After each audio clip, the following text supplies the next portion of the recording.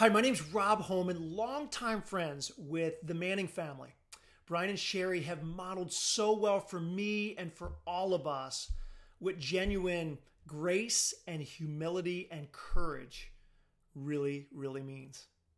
So I want to thank them personally for that. I also want to thank the entire family, the kids, and namely Dylan James Manning, DJ. I had an opportunity to get to know DJ.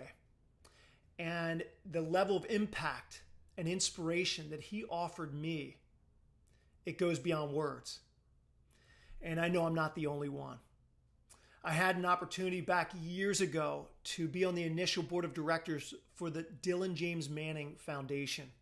And I gotta say, you talk about a heart-stirring time and season of my life to where it changed some things. It changed how I thought. It changed how I lived. It changed what my friendships would look like, my relationships around me, how I went about the course of every day. And for that, I'm so grateful for the entire Manning family. You know, we don't have to look long and hard of challenges and tribulations, obstacles, barriers, curveballs that are thrown at us that sometimes just rock our world.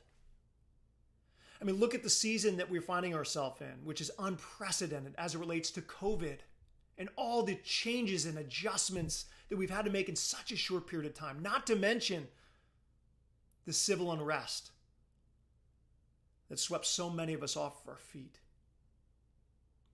So what do we do in these times? What do we do with these things?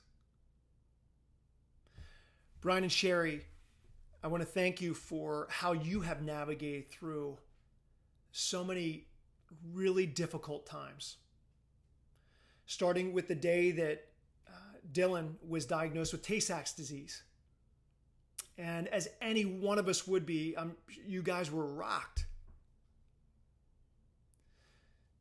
And you started a grieving process. At the same time, you channeled your passion, your love, your enthusiasm for your little boy and your love and enthusiasm for other people and started the Dylan James Manning Foundation. You've demonstrated to me personally and to all of us three things that I just want to talk briefly about today. And if this can bring anyone that's listening, anyone watching, some encouragement, some practical guidance, then I've done my job. Anytime that we find someone, a family member, a friend, a neighbor, in a time that's trying, let's do our best to be empathetic. We may not know exactly what to say, we may not know exactly what to do, but there's something powerful that happens when we can just be empathetic. That we actually do more listening than speaking. We actually begin to try to put our feet into other people's shoes. Be present. Trying to understand. And I, as difficult as that season was for you guys with Dylan and his diagnosis, I had an opportunity to educate myself, to have a level of awareness about Tay-Sachs. What is Tay-Sachs disease? Where did it come from? What does it do? What's the effect it has had on DJ and other kids all around the world? It was really helpful for me, so thank you. The second thing that I want to encourage us with is be hopeful. In the midst of any trying situation, we all need hope. Hope is what drives us. Hope is what gets us out of bed. Hope is what vision and dream state is all about. You know, we can always find hope in the midst of however horrific a situation is. I'll tell you, in the midst of any trying situation, hope is absolutely invaluable. As it relates to Tay-Sachs, a hope for healing, a hope for a brighter tomorrow, and a hope for a cure. Offer hope to those going through a really difficult time. Third, and I think this has to do with something we all ask at different times in our life, whether it be subconscious or conscious. Why do I exist? In other words, what's my purpose? You know, during DJ's short life, he had more purpose than many of us have in an entire lifetime.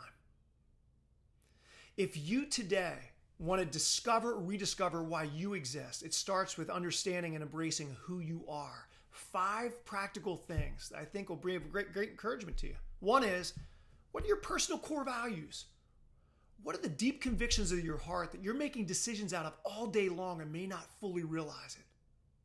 Second, what are your top strengths?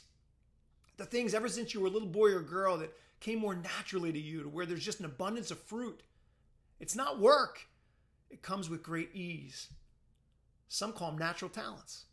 What would you say your top strengths are? Third, what are your greatest passion areas? The things that literally have you leaping out of bed in the morning in which to do, accomplish, grab a hold of. That have you burning on the inside when you just think about them or you share a story about whatever it is. Fourth, what are your personal life milestones? The things that could be really challenging, really good and tremendous blessing, or somewhere in between. I call it the good, the bad, and the ugly. But these things, if we're really honest, have helped shape us to become the person we are today, listening, watching to this crazy 6'4" guy talking with a lot of passion. And they truly have helped shape you for deeper meaning and purpose.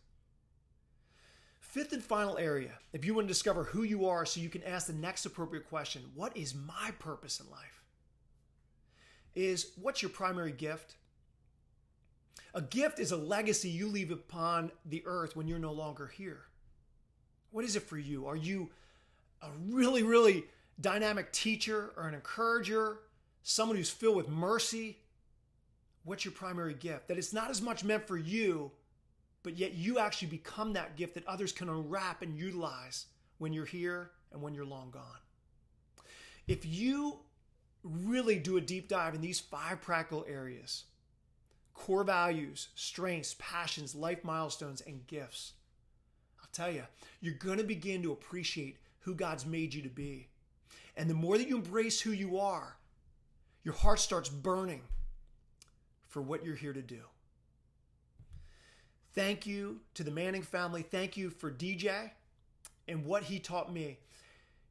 Dylan James Manning, because of your life on this earth, and every time I think of you, Brian and Sherry, your entire family, you have made me a better man.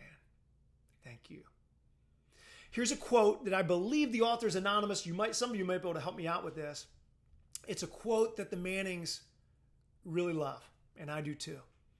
Life is not measured by the number of breaths you take. It is measured by the moments that take your breath away. Thank you so much for taking the time out of your busy, crazy day to listen. Thank you again to the Mannings. Thank you to DJ. Just believe.